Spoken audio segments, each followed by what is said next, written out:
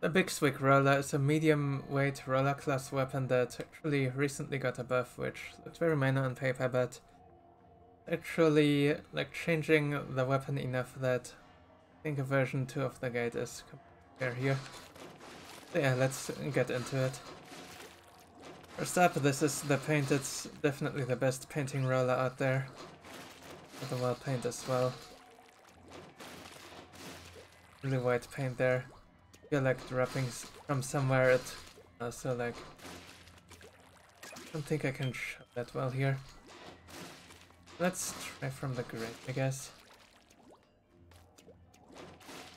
But yeah, anyway, the idea I've shown it right here. You can like drop from there just with this and hold CR, and usually you will just get the whole wall painted, or maybe this one here. Like that. And this is really useful for stuff like the lift on Maruna's Bay, for example. Yeah, nothing has changed with the paint. With most of the damages, so nothing has changed. Vertical flick is 160 max. Horizontal flick is 150 max. What is new is the roll damage, it's now 100. From before 70, 60, something like that it was, I believe. 60, 70. It's now 100, that means you can just roll over chumps to your HUD's content, like you can with a rollers except carbon now. Patch. That it changes a few things about this. First up, for cohorts, there's now a combo. 2 flicks of any kind and then roll into them. This is really useful when fighting multiple cohorts at once. When you're fighting just a single cohort, you can still just do this. Just get yourself stuck in it, and it will usually be good enough. If you're fighting like groups often, then just flick twice and then roll after that and flick again and so on. And it will work better than that, you will not get that. Yeah, then of course also anything that is just any combinations of chumps and small frays you can just roll through.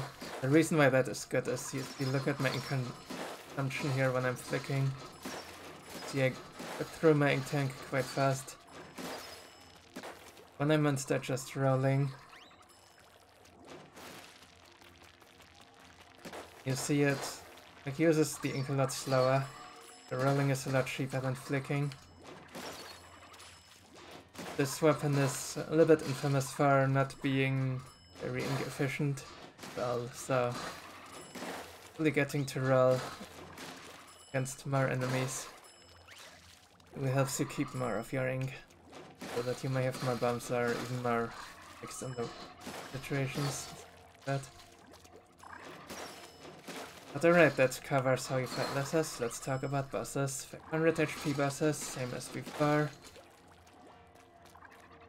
That was wrong, I'll do it again, but yeah, it's 3 flicks and a roll, that is your combo there. And lids you can just also do this thing. It will not typically work for scrappers, and eels you can also just roll like from behind. I cannot show that off here, but works really nicely still. You kill them a lot faster now due to the increased roll damage. It hurts you, the 2 vertical flicks. You have like some leniency with that, it's like a little bit easier than with the carbon roller. Not by much, it's very similar. Like here, then I'm not gonna get it anymore. Here, I move just a bit forward, that's for it. The carbon would have to be a little bit forward, I guess. Right, and for drizzlers you can also do this thing where you just get yourself on it, except it's not gonna kill immediately, like you have to do it multiple times, and like 2 or 3 times. Roughly, and the drizzler vaults opened. Other than that, of course, it's always better to kill them with the torpedoes if you can line that up. If you're not, then and just do the thing. Again, holding ZR down and again holding ZR again and stuff. Now you get the idea. Like, the reason why you have to do it multiple times is because you're just gonna get ejected from it, so you're not actually gonna get stuck there. Just dealing like 2 or 3 rolls worth of damage ejected. And same thing with big shots, most likely, so you just didn't roll it again. You have to do that. At statics. First thing is, this works the same as all the other rollers, you can roll into it. For the last 3 parts you have to flick the camera up and down. There are lessers around it. Works most notably, since you can roll over the others now. Then feel free to just, for the last few parts, well, also works. Just that. Then fish sticks, these are interesting. The fastest way to kill fish stick, like with most rollers, is to just get on top of them or have some high ground like Sockeye Spiral, notably. Then just click a few times and they're just out by the radius. Or the arc, not the radius. Alternatively, you can also hit like both with the horizontal and the vertical flick from the ground. Vertical flick is obvious. If there are 1 or 2 that you just need to snipe, then that is handy to have.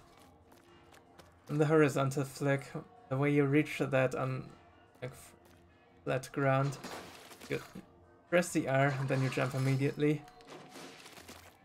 It's hard to see here in the video, I guess, but I'm jumping while I'm doing this. This is really technical to get fished with, and possibly quite risky because, you know, you're very unprotected down the ground. And while doing that, so you need good awareness here, good execution in general. Because, you know, the angle to actually get that in as few hits as possible, as well as tricky, and I personally have not mastered it yet. I can just tell you about it, that actually most of the time you'd just be okay. And the nice thing is you can also paint the stick itself easy. The flicks. Right, that is how that works, and covers other stuff in the day waves. On to night waves. Rush, of course, as you'd expect from a roller, you're just gonna be rolling for the most part. Keep that thing down, protect the targeted player, and if you're the targeted player, hopefully your teammates will shoot the goldies. If they don't do that, what can work on low hazard is to actually flick when you're targeted. Like whenever a goldie is approaching, just flick a bit. So you're dealing more damage to the goldie than if you were just rolling. Now you can flick twice, then keep the roller down, and that shouldn't be jumping you too far. That's a good idea. Gorillas. The main job is to control small fries, and you can also help us the gorilla. The damage you're contributing is very minor, but yeah, say the gorilla is like approaching from where the cook is, and you're staying on Bronze Basket platform. You can like flick right over it, and you'll hit the tail for minor damage. Works with our rollers. Some will deal more, some will deal less. This one will probably deal less.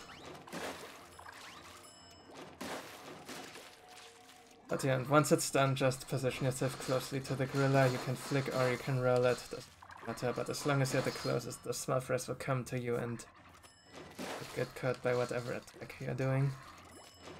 And of course, when you're surrounded by small fries, don't forget that you can just think quickly a bit and hopefully catch them all before they kill you.